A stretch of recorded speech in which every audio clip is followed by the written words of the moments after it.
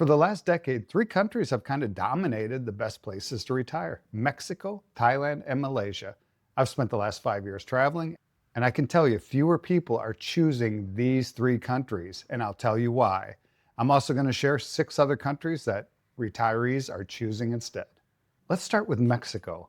And this is why fewer people are choosing Mexico, because recently Mexico has increased their residency income requirements for both the temporary and the permanent residency. So right now you need $4,000 to $4,400 per month in income to qualify for the temporary residency. Or you can have about $70,000 to $74,000 in a savings account.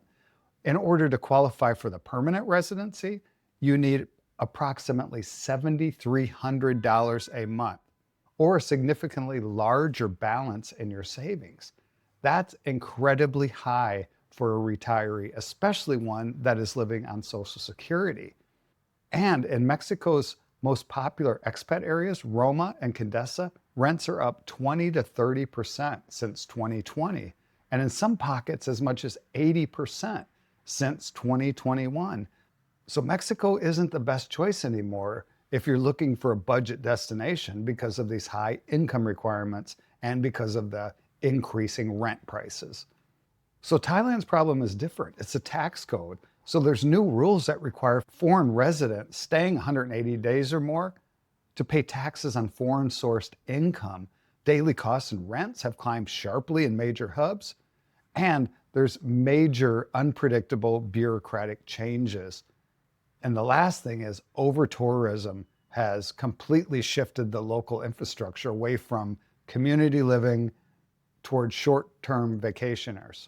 And Thailand has changed its visa-free entry from 60 days to 30 days for US residents. And then there's Malaysia. The MM2H program used to be one of the most accessible long-stay visas in Asia. Now it requires a fixed deposit anywhere from $150,000 up to $1 million, depending on your tier. And on top of that deposit, you're required to actually buy property, which is another huge investment.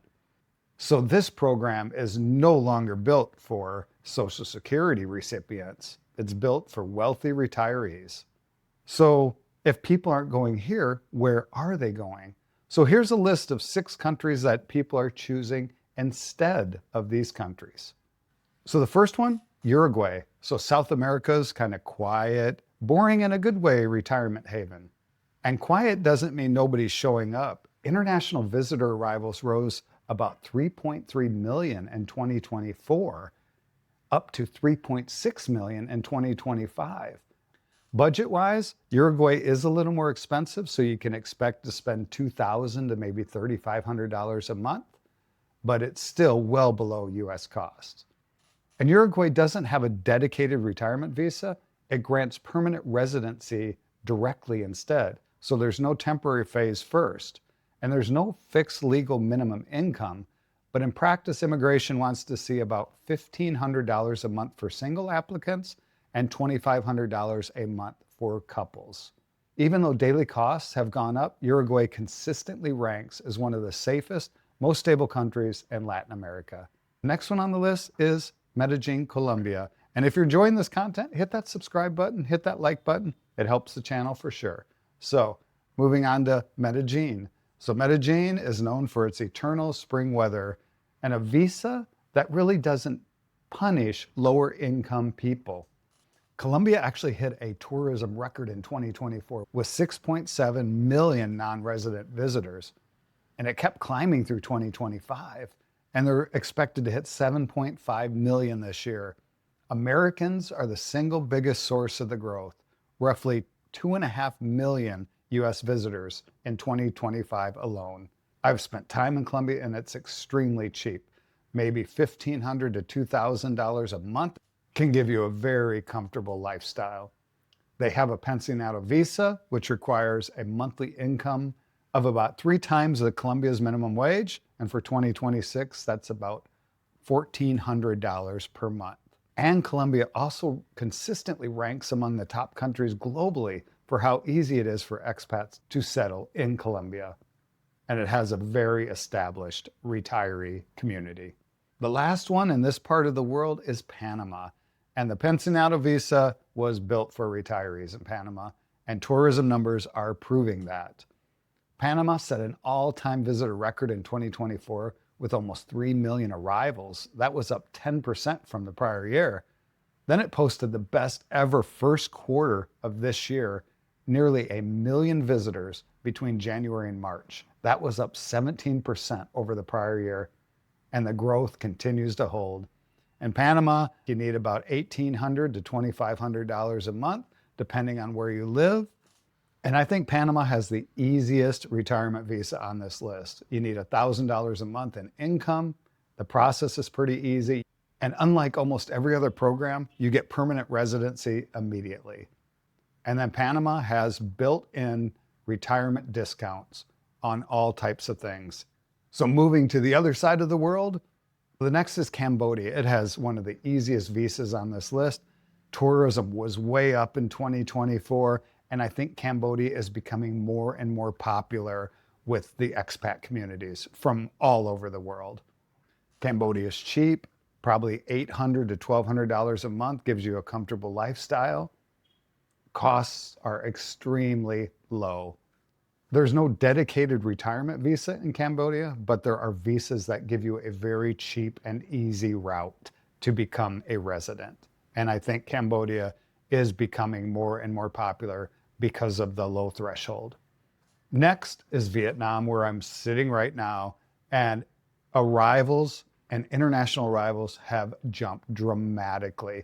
17.6 million in 2024 to 21.2 million in 2025. Living costs here are extremely cheap. You can get a 2-bedroom apartment for $300 to $500 a month, lunch for $2, $3. You can easily live on $1,000 to $1,500 per month for sure. And because Thailand is becoming more bureaucratic and more strict with their tourism, there's a lot of people moving from Thailand to Vietnam. The only issue with Vietnam right now is there is no retirement visa, but people have been doing the 90-day visa runs for years and years. And hopefully in the future, they will have a retirement visa. So you can live here long-term, but you need to do border runs 4 times a year. And the last one on the list is the Philippines, and it's been appealing to retirees for a long time. Cost of living, the ease of the retirement visa, and how widely spoken English is in the country. And the growth of Americans going to the Philippines has been increasing for the last several years. You can live for $1,000 to $1,500 a month, kind of outside of the main cities, but for $2,000 a month, you can live a comfortable life in the Philippines. The Special Resident Retires Visa grants indefinite stays, and it was restructured back in September of 2025. The minimum age is now 40. The classic tier deposit runs $15,000 to $50,000 depending on your age, and whether you have a qualifying pension, plus the application fee. Once approved, you're approved. So it's very appealing to retirees. So years ago, when people used to go to Mexico and Thailand and Malaysia, they're now shifting to other countries because of all the reasons that I talked about. So I'm curious, do you agree with me? Do you think that people are choosing those countries less? And what do you think about the new list? All right, thanks for watching.